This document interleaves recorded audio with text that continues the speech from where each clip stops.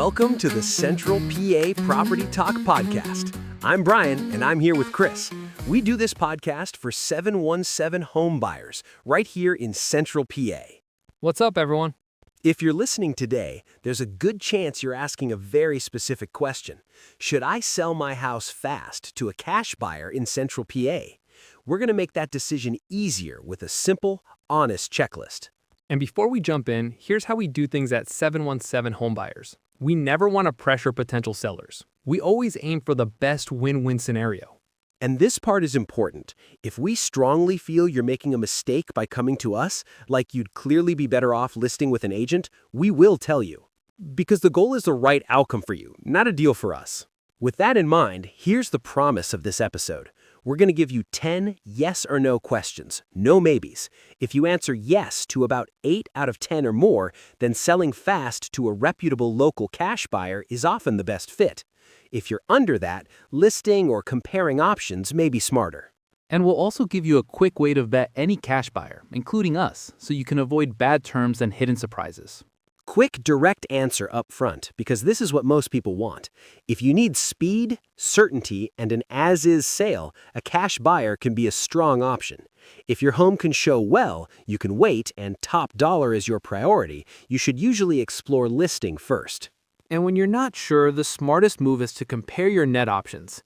A cash offer net to you versus a realistic list net after repairs, commissions, and holding costs. And net simply means the amount you keep after all other costs are removed. An everyday example would be like your paycheck. You may get a paycheck for $1,000 for the week, but only end up with $825 after taxes and other withholding are deducted. That $825 would be your net pay, the amount you actually get. All right, grab a note app or a piece of paper. You're going to mark yes or no 10 times. Scoring is simple. 0 to 3 yes answers usually means listing is the better first step. 4 to 7 means compare paths. 8 to 10 means a fast cash sale is often a great fit if the terms are clean. Let's start. Question 1. Question 1. Do you need to sell in the next 7 to 30 days? Yes or no?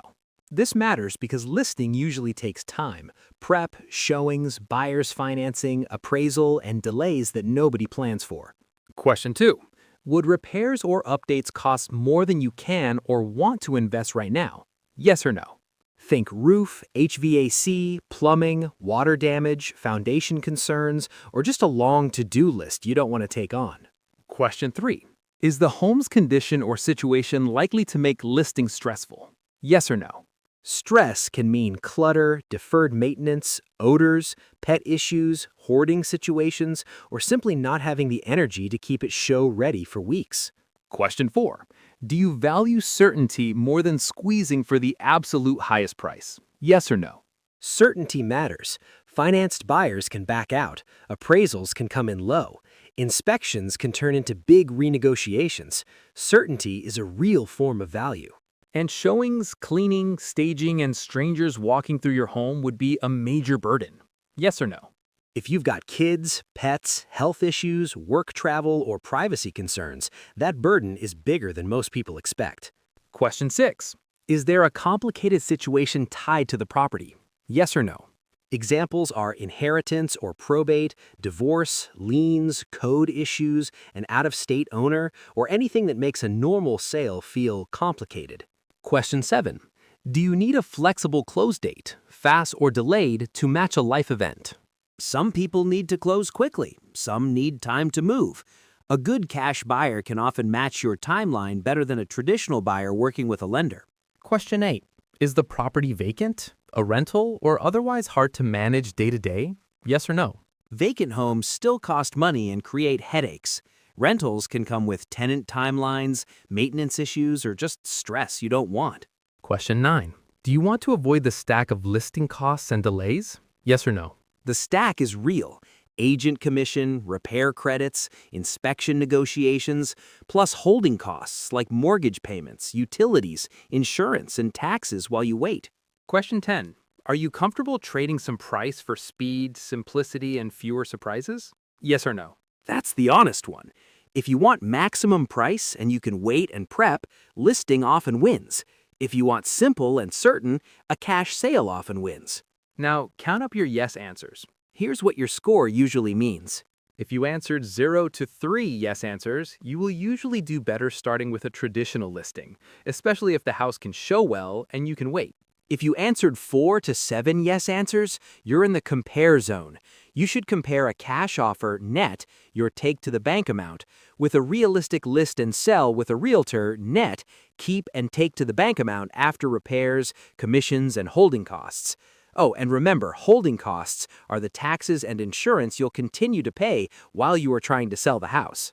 If you answered 8 to 10 yes answers, selling fast to a reputable cash buyer is often the best fit if the terms are clean and transparent. And that phrase matters, reputable and clean terms.